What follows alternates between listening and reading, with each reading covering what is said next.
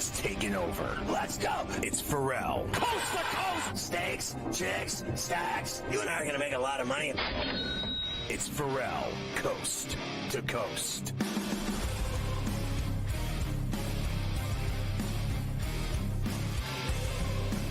It's pain-free Friday. Ferrall's going out minutes on the mahogany, waxing it up. 100, 200. The bad city, broken the bad apple with a bad attitude. We are live in New York City.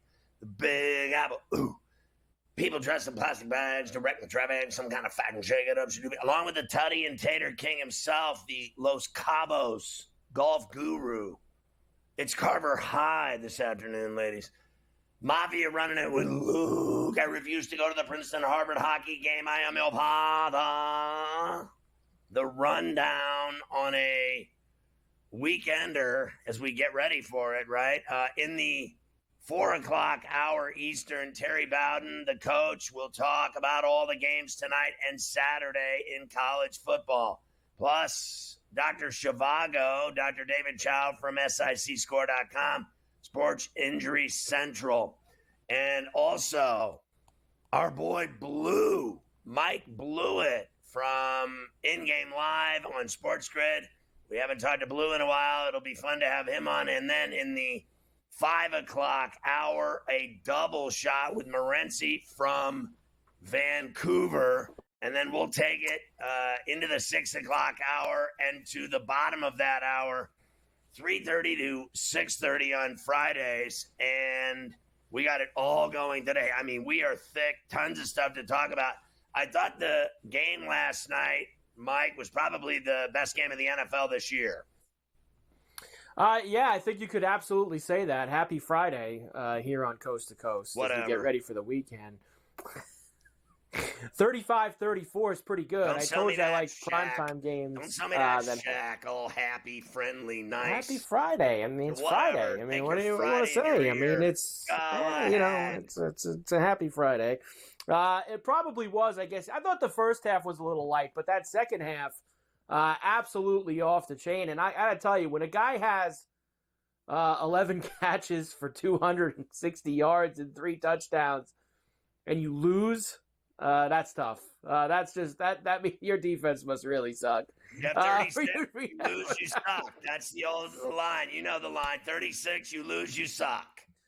That's it. You know, the guy had a huge game, and it doesn't matter. And so did Burrow, and it doesn't matter because now they're 4-6, and it looks a lot differently than 5-5, doesn't it?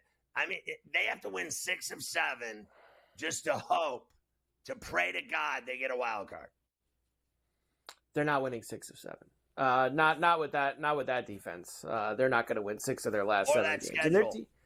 Or that schedule. The defense or the schedule is not going to allow them to do that. And look, I think you've seen some cracks in the Raven D, obviously, the last few weeks as well. I mean, they're not – I know everyone loves Lamar and he's having another huge year, but, things could creep around the corner for them in January that have in the past too because they can't stop anybody. I mean, they couldn't stop the Bengals all night in that game. Did you like Taylor and Burrow going for 2 at the end? Did you like that? Because we got on Bowles on Monday for not doing it with Tampa. Did you like? Because when you miss, it's a lot easier to criticize. Well, I think that 2 different situations. One, you're playing the Chiefs at Arrowhead, and if you don't go for it, you will lose the game because they'll get the ball and win, and they did. In this instance, I felt like it was the right thing to do, was to go for it. And I thought unequivocally on the play, and look, I hate the Ravens. I hate the Bengals. But I had the Bengals in 6, and we had the over. So we hit the bet either way. But here's the deal. I thought on the play, Hudson got tackled before the ball got there. And the reason why he didn't get a flag is because no one knows who he is. And then the other one was Burrow got raked across his face with a face mask. And if you hit hands to the face in the NFL up front, in the trenches or the quarterback, it's 100 out of 100. It's a flag. Every single time it's a flag. And then, that was on the same play. So they effed that up nice and juicy, the refs. And then earlier, the safety blitz, he got hit. at least 5 seconds after he threw the ball and got just demolished from behind. That was a cheap shot, flag, roughing the passer. They didn't call that either. And then you heard this guy after the game. He's like, I never get those calls because you're not the 2-time MVP or you're not Patrick Mahomes. Those are the only 2 quarterbacks in the NFL that get those calls. Who else gets them? Who is it? Tell me who it is. Who gets those calls? There's not many. There's not many that get those calls. Josh Allen doesn't even get those calls. You know why? Because they say he's so tough. He can take it. And that's bullshit too.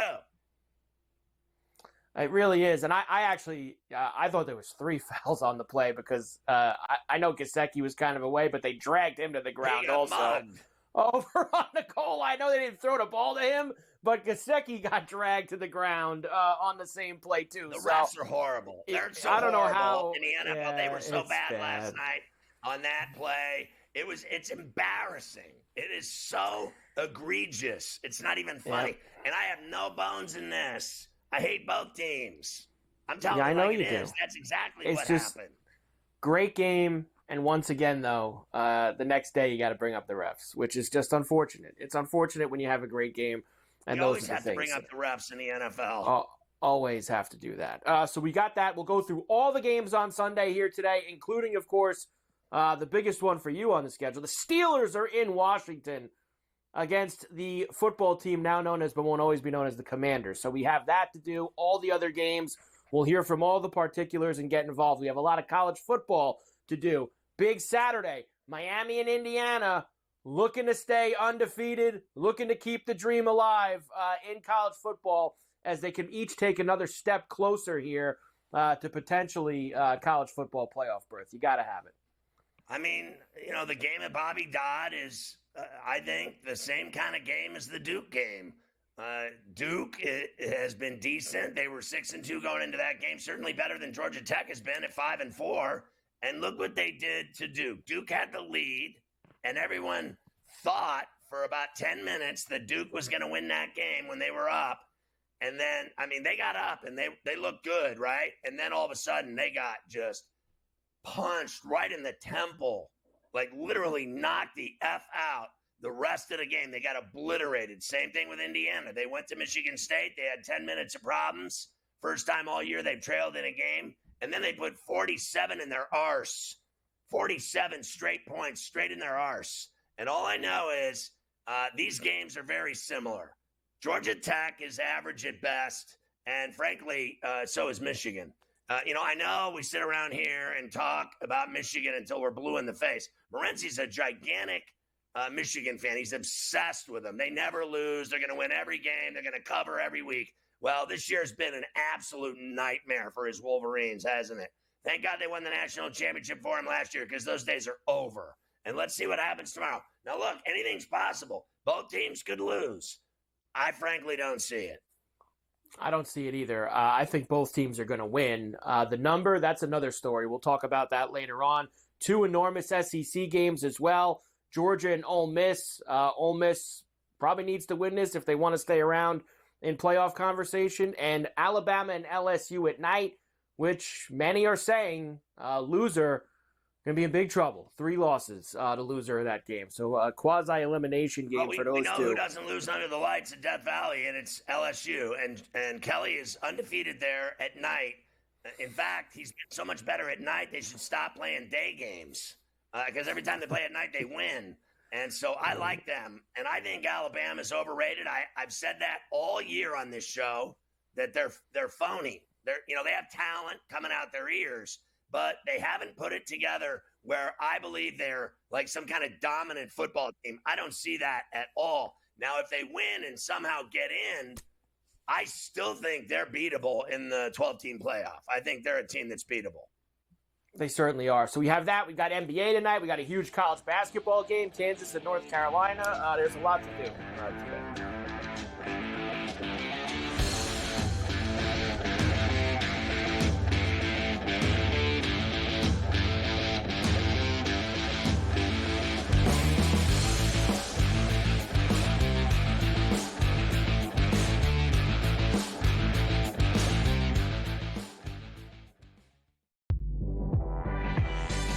what can you say about Hunter? Besides the fact that he's got to be healthy. Remember, he had the shoulder injury that kind of limited him at, once he got to the end of the season. 17.9, 10.9 last year, and he should be, as usual, a double-double machine. He's got to be able to continue to show the ability to try and shoot the ball from three. Betting above the rim, only on SportsGrid. Anyone that's been to a sporting event, the atmosphere before a game, I think Game Time Decisions has that same exact atmosphere. This is our arena.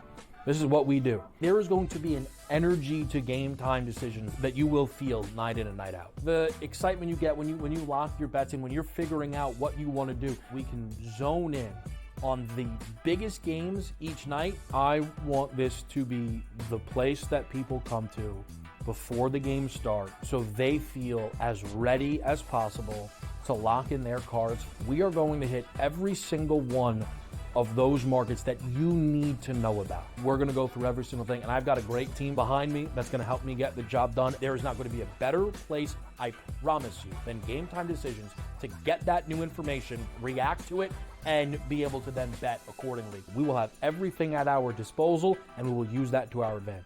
I'm Kevin Walsh. Tune into Game Time Decisions from 6 to 8 p.m. Eastern on SportsGrid. For the first time together, both Davante Adams and Garrett Wilson had huge nights. Aaron Rodgers loves the two big targets, and he says if this is going to happen, going to be very tough on the defense to decide who they want to go after. We know the Jets have weaknesses. I mean, they didn't get to their record where they are now by being good, right? They got there because they stunk it up. Ferrall Coast to Coast, only on SportsGrid.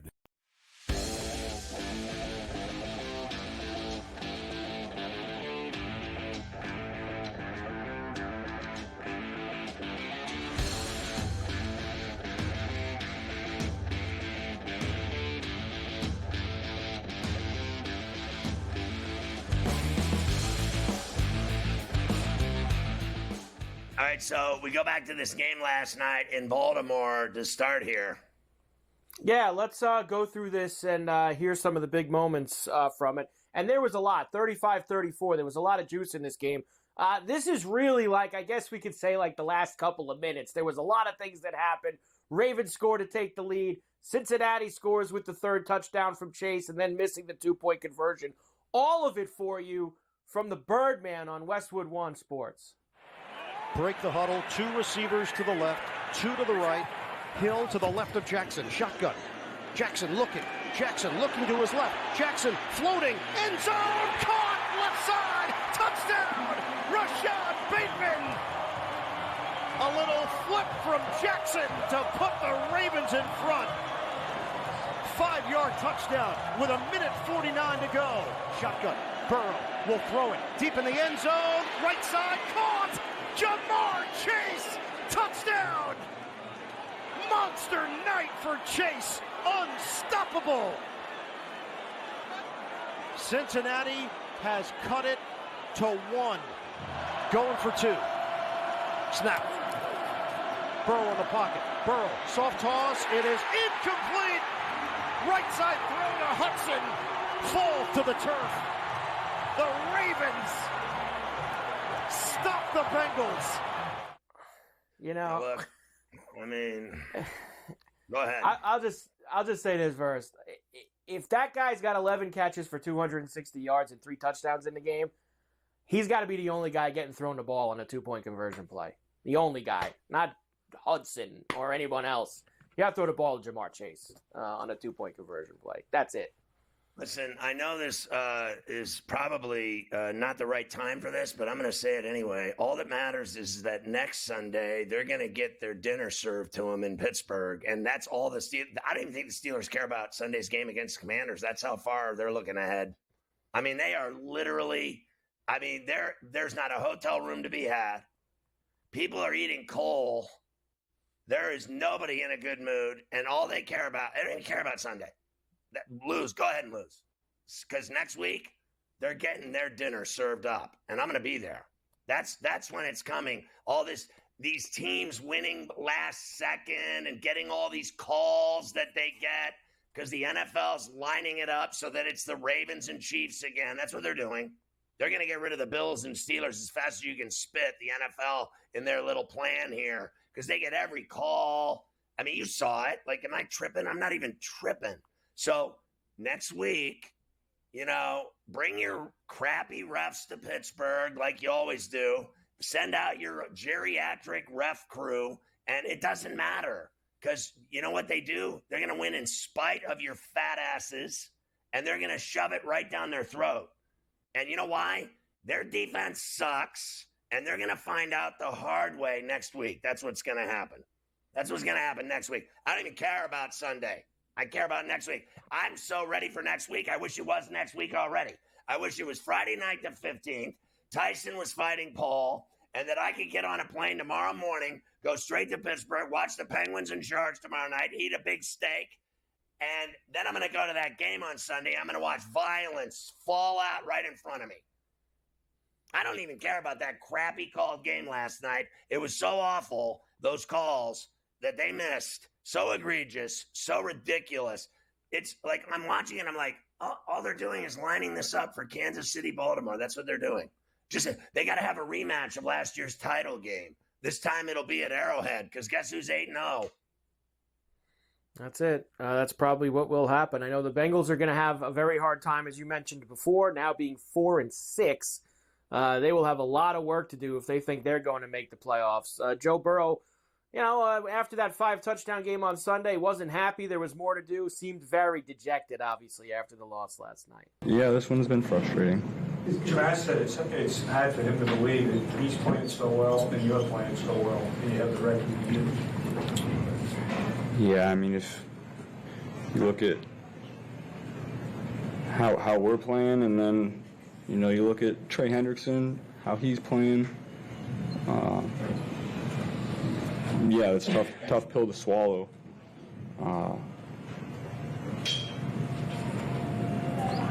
But we've had our opportunities.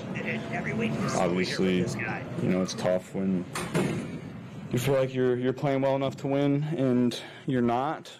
But there's always more to do. What a shame. Listen, he's got to work on his post game stack. He's got to get more excuses going, because he's using the same ones over and over as they just continue to lose games.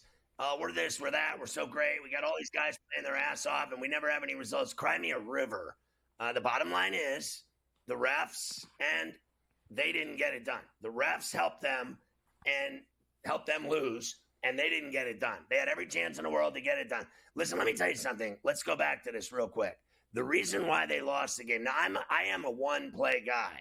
They always say, one play didn't make a difference in the game. Well, sure it did. It sure did. Because when Chase Brown fumbled that ball at the 15-yard line, I tweeted out, the door is now open. Guaranteed the Ravens are going to win this game. Down 21-7 there. Then it was 21-14 before you could spit. And then who won the game? I've always said to you a million times over a decade that the biggest mistake made in the game, whoever makes it, loses. I agree with you on that, and it gets lost because of how many points were scored after that and how crazy the end was. That game was 21-7 when Brown fumbled that ball, and the Ravens were lifeless. I mean, they weren't doing anything offensively. They were struggling. The offense, they had like 90 yards up to that point. They did nothing, and that fumble energized them, and away they went from there. I don't even need to hear Harbaugh today with his nonsense. Tough win. Good for him. It'll be even tougher next week, as you already said, at the place the Steelers play. Good luck with that. Lamar Jackson, 24 touchdown passes already, has already matched his total from last year in terms of throwing. He was the MVP last year, and he's already at his tutty total throwing the ball. Like, it's ridiculous. He's still got the rest of the season. That's why this guy's the MVP again. And but his rushing stats this year way down compared to last year. But the passing is up. Passing way up. Who cares? He's not running.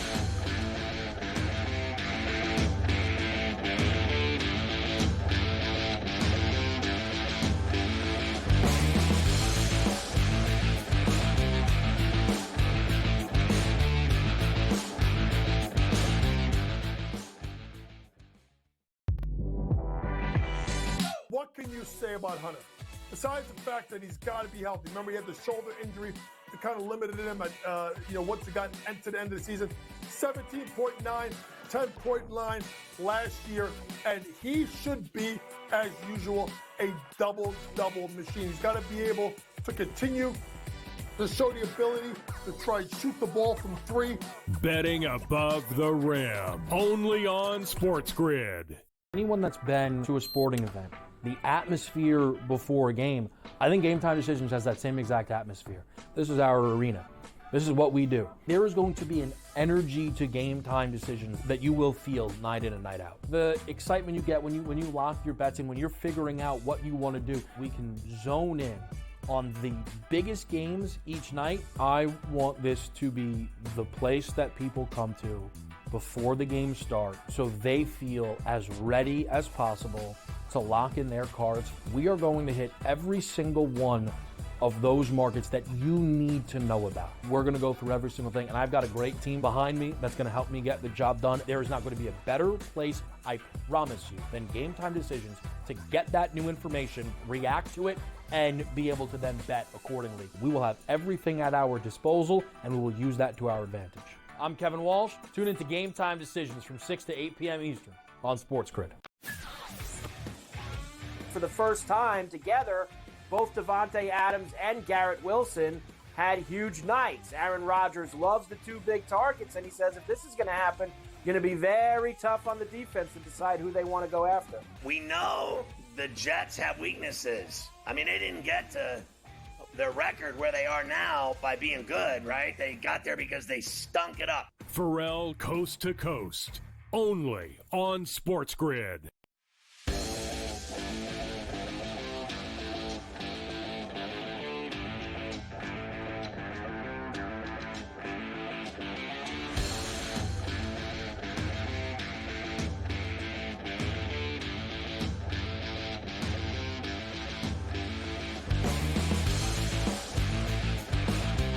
So let's move around the league now, Mike.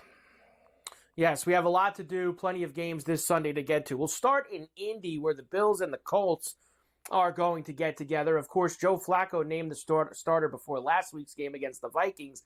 Didn't go very well in that Sunday night game as the offense sputtered all night. Bills head coach Sean McDermott does know, though, Flacco can play, and they will see plenty of that on Sunday. Yeah, one of the best to play the position. He's been playing it for quite some time, as we're all aware, and there's not a defense he hasn't seen already from a disguise standpoint and everything. So, he's on top of his game, and we have a lot of respect for his game.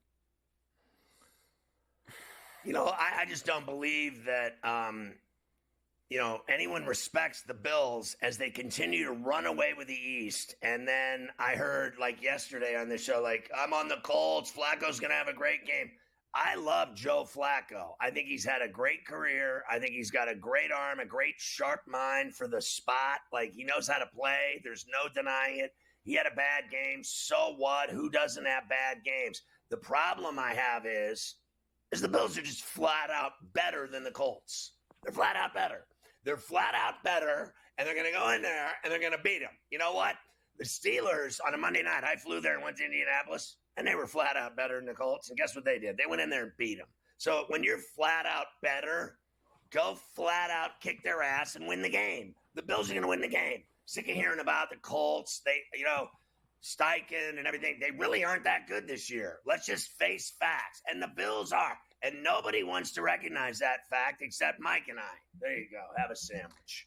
I do think the Bills will go into Indianapolis and win on Sunday. I am a little nervous about how the lines moved. It was 5.5 early in the week, and now it's down to 3.5.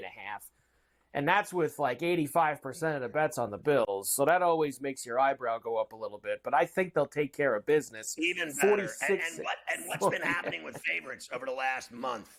In the last favorites 4 weeks, have been winning. 5 weeks, what's been happening? Yes. They've been killing teams that they're better than. It's flat out. Better teams are winning games and covering because they're flat out better. Let's stop. You know what? You cut through all the bullshit. Eventually, you got the strength or the weakness. You got the good or the bad. You got the team that's better, the team that's worse. And at some level, you got to go in and beat teams you're better than. It's just that simple. That is what it comes down to at the end of the day. The Chiefs, of course, are still undefeated. They're the last undefeated team, and they will have the Denver Broncos into Arrowhead this week. Yeah, why not? It's a football Friday. We got to get the games all set up here. God, what's next? His wife? Well, no, we don't have any clips of her today. Mahomes, of course, finally got DeAndre Hopkins involved on Monday night against the Bucs. Big addition for him. He's very excited to get him even more involved moving forward.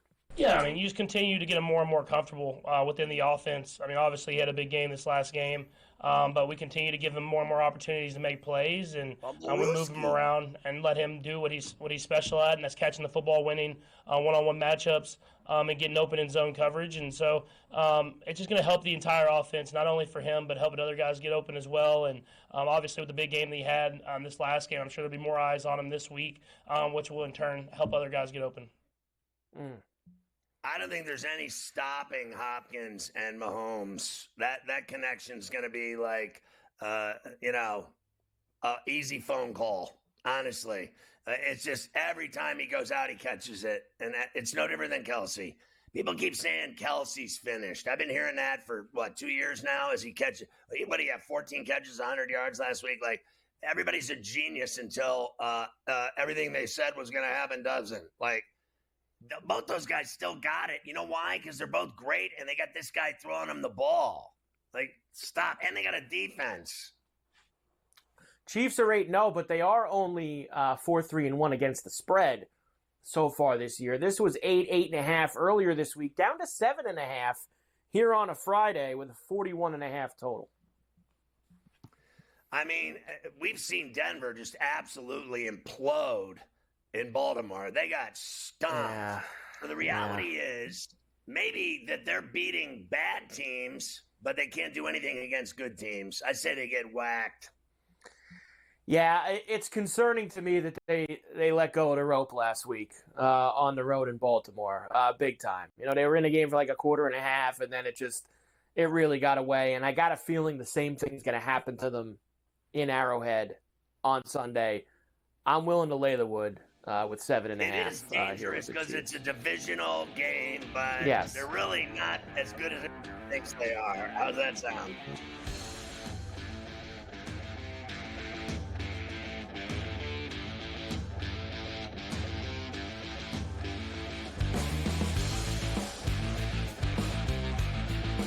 To show the ability to try and shoot the ball from three. Betting above the rim, only on SportsGrid. A lot of concern, I would say, for Georgia in Carson Beck. 3 interceptions. Once again, his third 3-interception game in the last 5 for UGA. You can argue if they had Alex Orji as their starting quarterback for Georgia, they would be perfect and unbeaten right now just by not turning the football over and running it with your talented backfield. The early line, only on SportsGrid. Anyone that's been to a sporting event, the atmosphere before a game, I think Game Time Decisions has that same exact atmosphere. This is our arena. This is what we do. There is going to be an energy to Game Time Decisions that you will feel night in and night out. The excitement you get when you lock your bets in, when you're figuring out what you want to do, we can zone in on the biggest games each night. I want this to be the place that people come to before the games start so they feel as ready as possible to lock in their cards. We are going to hit every single one of those markets that you need to know about. We're going to go through every single thing, and I've got a great team behind me that's going to help me get the job done. There is not going to be a better place, I promise you, than Game Time Decisions to get that new information, react to it, and be able to then bet accordingly. We will have everything at our disposal, and we will use that to our advantage. I'm Kevin Walsh. Tune into Game Time Decisions from 6 to 8 p.m. Eastern on SportsGrid. Ferrall has taken over. Let's go. It's Ferrall. Coast to coast. Steaks, chicks, stacks. You and I are going to make a lot of money. It's Ferrall. Coast to coast.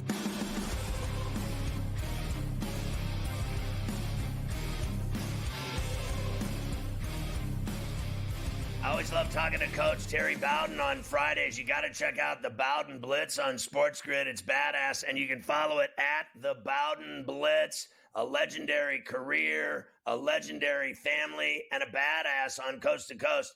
Coach, I want to start with what you and I were just talking about. So, when Bear Bryant was there in Tuscaloosa, and then when Nick Saban was in Tuscaloosa, they had it. They had it. I mean, like the it thing that we're talking about. And then they had 7 coaches that didn't have it. And then I don't have anything bad to say about DeBoer. I just know that football team doesn't have it. No, and you're exactly right. That's a unique place. And having coached at 3 universities in Alabama and having coached against the Crimson Tide, I have a great feel for it. It's hard to be the head coach at Alabama because they can sense it. It's a unique personality, and the players and the team are a part of that team. And so Bear Bryant, then 7 coaches, then Nick Saban. And I've said before that DeBoer was a really good choice. I just want to see how he would react to it. And right now, I don't think they can go into LSU and beat LSU at night. I just don't see that Alabama team doing that.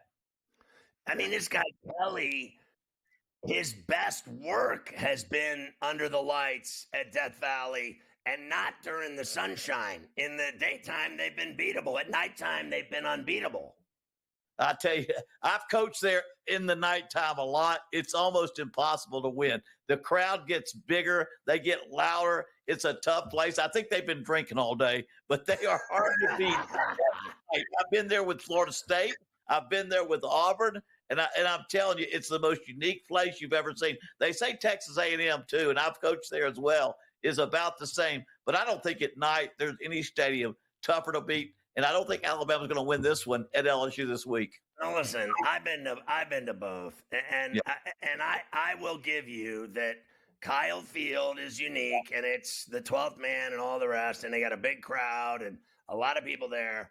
But it cannot. I'm sorry, it cannot hold a candle to Death Valley. Let's stop here. I mean, I'm not at Kyle Field. I got 7 or 8 stadiums better than that. I'll be here all day. I'm here all the week. I'll tell you better places to play football. And you know it. You know it. Well, like I say, I live in Louisiana now. I've coached at ULM. I've been here, and I coached against them. But it's still, and I have coached at so many places. I have been to Michigan. I've been to Southern California, to Alabama, to Georgia. It's a unique experience there. I do have to think it's something to do with the personality of the Cajuns and the way they react at night. It's an incredible experience. And I don't think Alabama's a good football team. I don't think they're as good as LSU right now. If LSU can get rid of if they can run the football just a little bit, I think they win the game. All right, let's talk about Miami and Georgia Tech at Bobby Dodd. Now, listen, this game reminds me of the Duke game. I don't think, Duke was 6-2. They're better than Georgia Tech. Georgia Tech's been very average this year. They've had their problems. And I know everyone thinks they're going to beat Miami, but Duke went up on Miami, and then they got their ass spanked. Now, I think this team may throw a 10-minute punch, but I still don't think they can stop this freight train. No, I mean, you're talking about Cam Ward is the number 1 quarterback in the country stat-wise. They have the number 1 offense in the country. And I think a team like Georgia Tech, whose quarterback is injured, who may not play, their day is over. They started the season with a win over Florida State, but they have not progressed throughout the season. They likely don't have their quarterback, and Miami is smelling that playoff. They're smelling that championship. And I think the more this thing goes in the season, the better Miami gets. Were you surprised that the AD said that Billy Napier was coming back to Gainesville? And I think they're going to get beat in Austin at Memorial by the Longhorns. But do you think they're making the right choice in bringing him back? Because the bottom line is he's been there and all he does is lose. It's funny. He was with me at Auburn. He was the assistant AD when I was at Auburn. And I'm not so sure he makes the final decision. I've been around this business too long, and ADs don't make that final call. They're told what to do. Now, you want to say, we're with you, do the best that you can, but I'm not so sure he's going to make the final call at Florida. So let's just wait and see, because there's a lot of things and a lot of factors that come involved. Texas beat them easily? Texas is going to. Oh, Texas. The only thing with Texas this year is a matter of how much they're going to win against them. I think Texas is going to win the game. It's just, can you go with 21 points? I'll be honest with you. They've got a walk-on quarterback playing at quarterback for Florida, and I think Texas gets the 21. I think they take the spread and they go with it. Yeah, I do too. Once they lost their quarterback Langway, they're in trouble. Georgia at Ole Miss. I think Georgia is the most dangerous team in that 12-team field. They can beat anybody. Well, you got it. Georgia is. I mean, they're really something. Ole Miss and Georgia. It's going to be a great game. I still wonder about Ole Miss when they play the better team. Georgia continues to play better and better. But their quarterback, Carson Beck, has thrown interceptions. He's not been the quarterback that he was last year. He has got to keep from turning the ball over. I know he's heard about it all week, but I think he will solve that problem. I don't think you'll see him throwing interceptions like he did 3 of them last week. And if he doesn't throw interceptions, I don't think Georgia, anybody can beat Georgia. So I was watching the Indiana game last week, as you know, my alma mater, and I always went there for basketball. I worked for Bob Knight. I never once went to a football game in 5 years. Now all of a sudden they're good. And I mean, they mean business. Offensively, 47 plus a week. Defensively, top 5 in the country at everything, stopping a run, giving up yards, giving up points. So they took a punch from Michigan State and then beat the living snot out of them in East Lansing. And I don't even think Michigan's very much better than Michigan State. What happens in Bloomington tomorrow? But you know what? I don't question who's going to win this game. I question where Kurt Cignetti's going to be next year or the year after. Because oh, God. Yeah, oh, God. Who would have thought Michigan would be going into Indiana and an underdog after winning the national championship? And so I know Kurt Cignetti. I've known him all my life. And I'm thinking this guy is going to go somewhere very quick. Oh, God. You know, my day was going great, and then you had to come along and kick me in the teeth like a horse. Let's talk about Colorado. I think they're in trouble in Lubbock. I thought that Texas Tech win at Ames last week was the best football game I watched. Well, they are. I'm going to tell you, Texas Tech has got them on a roll right now. Now, they are a great passing team, and Texas Tech's weakness is in pass defense. But I really think when you go into Lubbock and you play them right now, I think you got to roll with Texas. I think Texas Tech, they have a lot of confidence right now. They won a great game last week, and I see them beating Colorado in Texas Tech in Lubbock. I think BYU goes to Rice Eccles and sucker punches the Utes. I think they're real average, and I think BYU is fun. No, BYU. Yeah, BYU is the story of the year, I think, in that conference, because Utah was going to be there. They were going to be the conference contenders, a chance to play for the national championship. But it's all been about BYU, and I don't see them losing this game. This is a great rivalry, but BYU has all the momentum, and I would ride that the entire season. I would ride BYU. Obviously, Penn State is back to playing teams that they'll cover against. They can't beat good teams or highly ranked teams or Ohio State, but they can beat Washington's ass. I went to West Virginia, and our rival, Pitt and Penn State, we just couldn't stand to lose. But you know what? I don't know if they'll win. I think they'll win that game. I will say this. But this is another year of Paul Rose. Not quite there. Great stuff, Coach. Love you.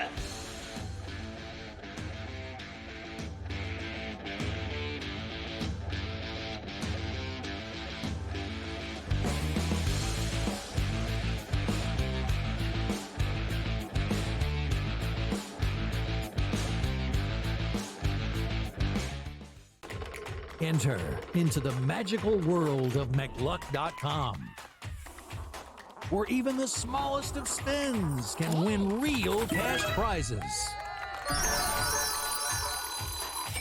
Adventure into over 1,000 of the best Vegas-style slot games. So what are you waiting for? Unlock your free welcome offer today. Join the fun where winners play and players win. Are you okay with him moving to the head of the class of the Heisman with those 2 games? Because he wasn't even in the discussion before those 2 games. This is a big opportunity for Dylan if he wants to continue to make his case for the Heisman Trophy, and I think he's shown that. What is he, a 6th-tier player who's going to probably end up setting most of the passing marks because he's been around for so long? So why not also throw a Heisman Trophy in the mix? Ferrall Coast to Coast only on SportsGrid. Anyone that's been to a sporting event, the atmosphere before a game, I think Game Time Decisions has that same exact atmosphere. This is our arena.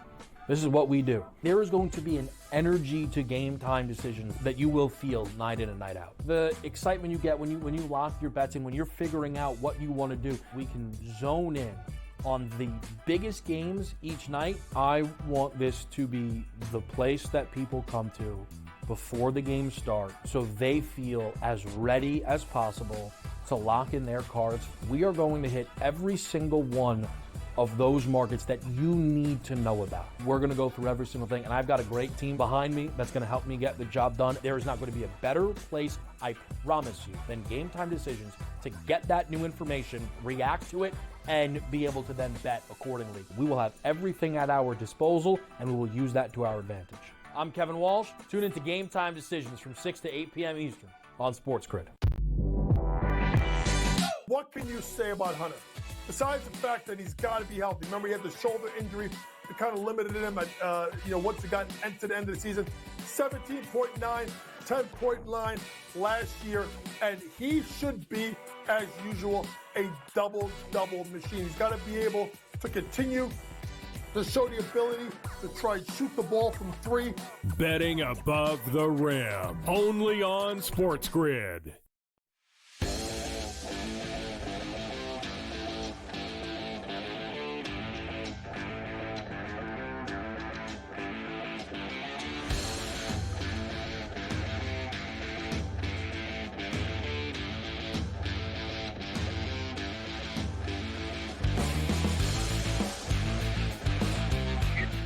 Sports Injury Central for your betting for Sunday Pain Day in the NFL, then you're, well, an idiot. You need to be on SIC. I'm telling you, it's good for your health.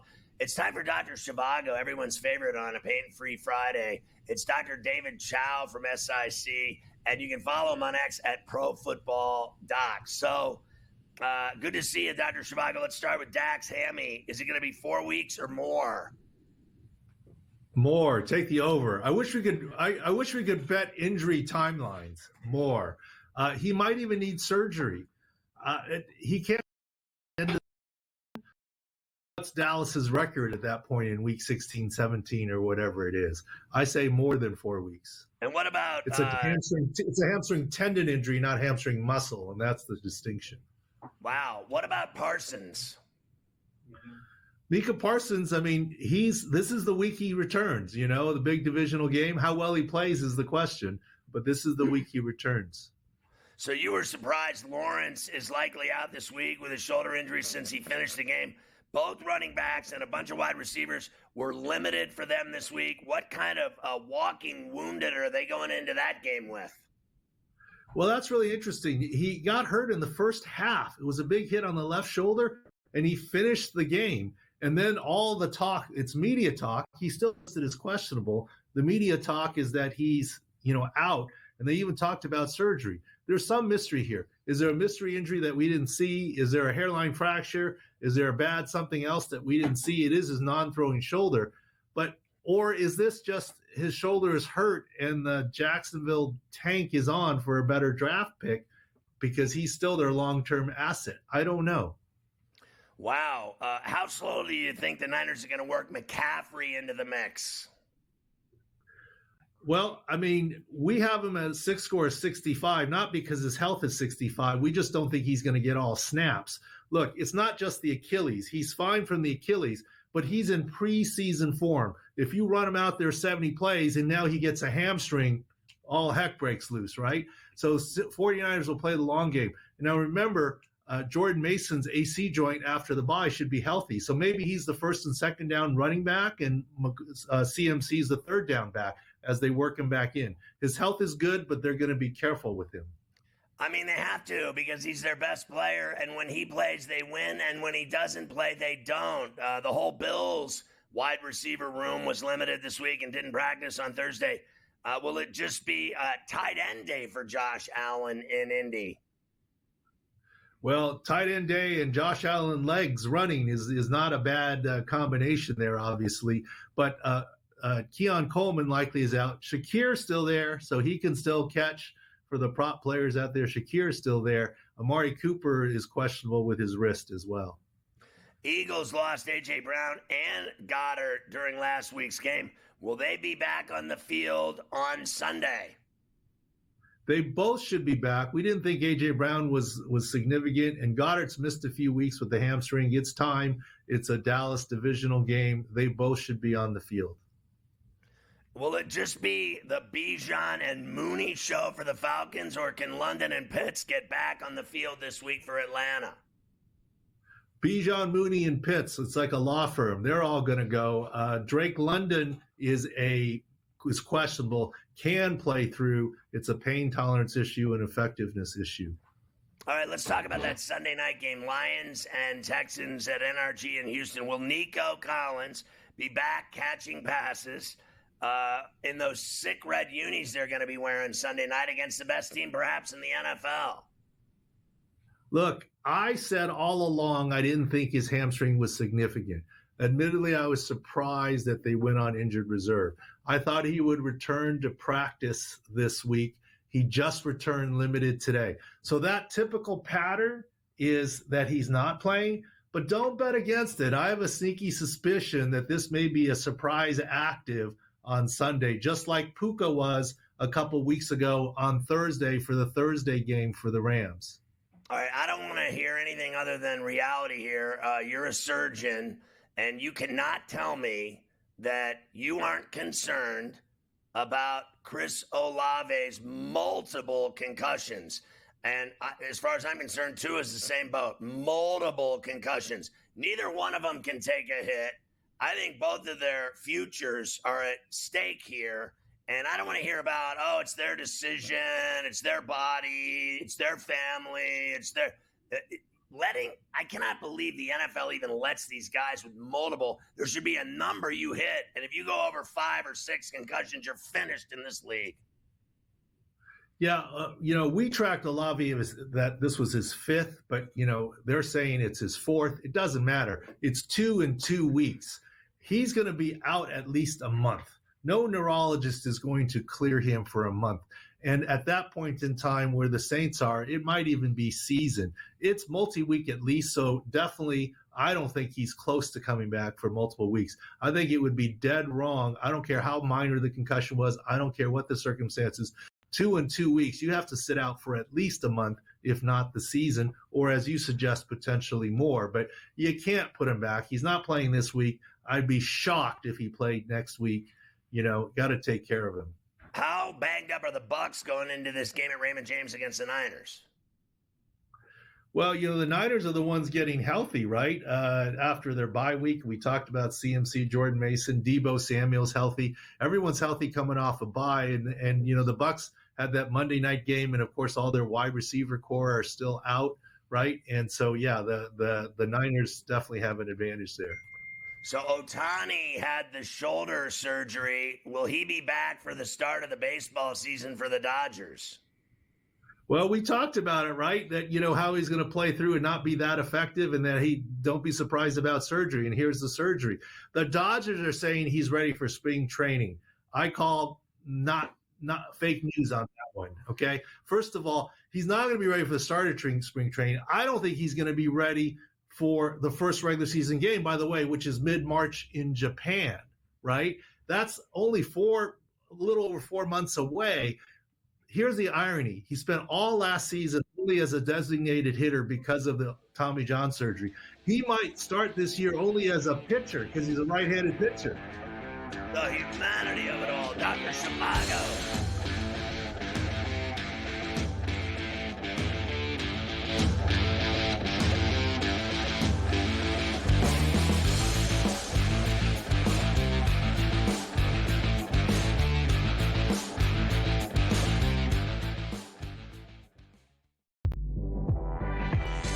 What can you say about Hunter? Besides the fact that he's got to be healthy. Remember, he had the shoulder injury that kind of limited him at, once he got into the end of the season.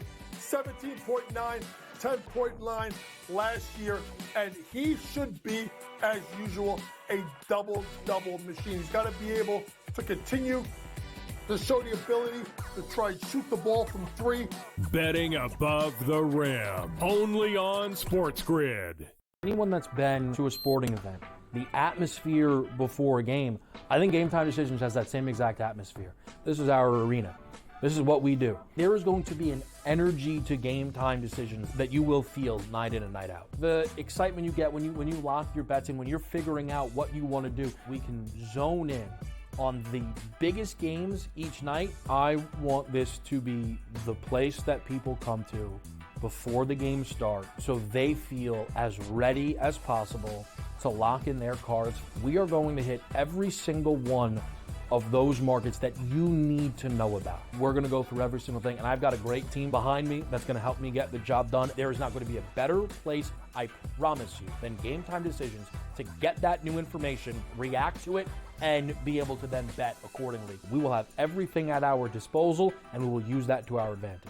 I'm Kevin Walsh. Tune into Game Time Decisions from 6 to 8 p.m. Eastern on SportsGrid. For the first time together, both Devontae and had huge nights. Aaron Rodgers loves the two big targets, and he says if this is going to happen, going to be very tough on the defense to decide who they want to go after. We know the Jets have weaknesses. I mean, they didn't get to their record where they are now by being good, right? They got there because they stunk it up. Ferrall Coast to Coast, only on SportsGrid.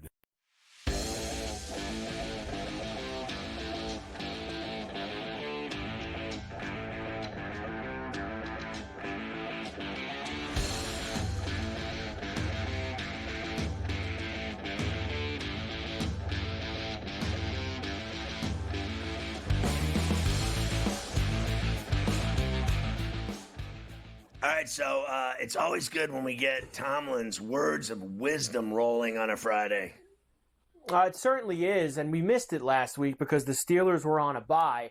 But it is back as the Steelers get ready to face Washington at the Dump in Landover this week. So what are this week's words of wisdom? Well, Coach was asked about how he perceives his team at the midway point of the season. Let's see what Coach Mike Tomlin has to say.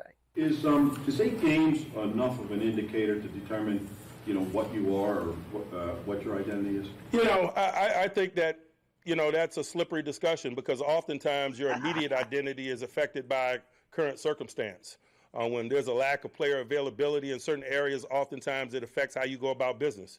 For example, for a large part of that 8 games that you mentioned, we only had TJ and we didn't have Alex Highsmith or Nick Herbig. And so that might affect how you rush, particularly in one-dimensional moments. And so broadly, yes, but there's some complexities if I'm legitimately answering that question because oftentimes your day-to-day decisions in the short term are affected by current circumstance. And so the larger body of time that you look at, the more true that statement is. And oftentimes 8 games can be or cannot be enough of a sample size to legitimately address that.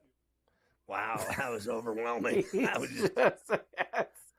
I just like how he tries to work so many of the big words in an business, and he tries to work everything in as he moves forward. Before I give you the numbers for this Sunday, several other Steeler items for you. Number one, do the Steelers regret not picking up the Najee Harris fifth-year option at only $6.7 million, especially when we're starting to see some of these other guys around the league get extensions and new deals in the 8, 9, 10 million per year range at the running back position? Do they regret that? $12 million for Barkley. Yeah. Look, I do think it's something that they probably regret because he's actually having his best year. In my opinion, I know the year he had 1,200 yards, but he ran it straight up the middle that year and got 1,200 the hard way, right? This time he's having multiple 100-yard games in a row. What's it, 3 in a row now?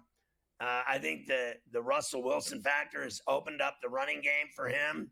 You have to worry about the Steelers. They're spreading the ball around. They're throwing it to 6 to 8 receivers a game, and you got to guard them. And then that leaves the holes at the trenches for this guy to bounce through and get big games. He's been looking terrific. $6.7 million is cheap. They should have done it. I don't know what's going to happen. I don't think it's something that they won't regret. I guarantee you, if they lose him, they'll rue the day that they didn't give it to him. I think that they have to figure out a way to keep him. I think he's a really good back. And in fact, I got to say, like, everyone in Pittsburgh thought that Warren was better and that he's, more explosive, faster, all the rest. But he's had the injuries, right?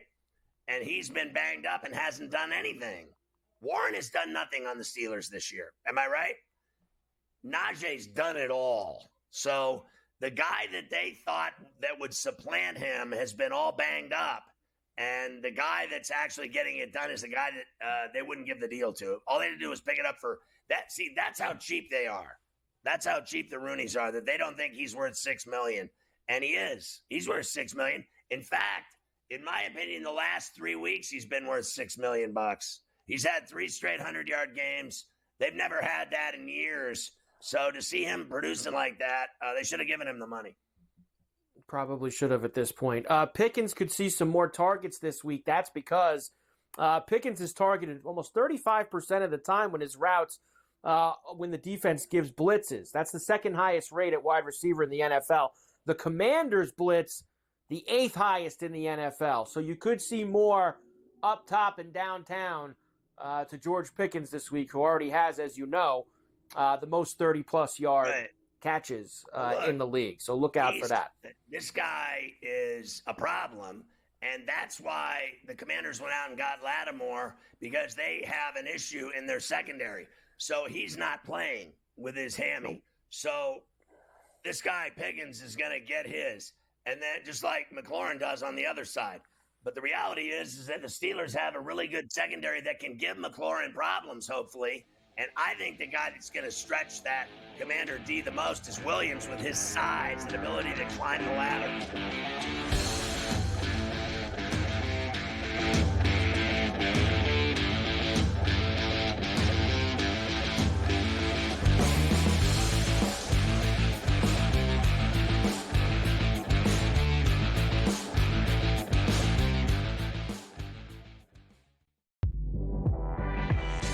What can you say about Hunter? Besides the fact that he's got to be healthy. Remember, he had the shoulder injury that kind of limited him at, once he got into the end of the season. 17.9, 10.9 last year. And he should be, as usual, a double-double machine. He's got to be able to continue to show the ability to try and shoot the ball from 3. Betting above the rim, only on SportsGrid. Anyone that's been to a sporting event, the atmosphere before a game, I think Game Time Decisions has that same exact atmosphere. This is our arena.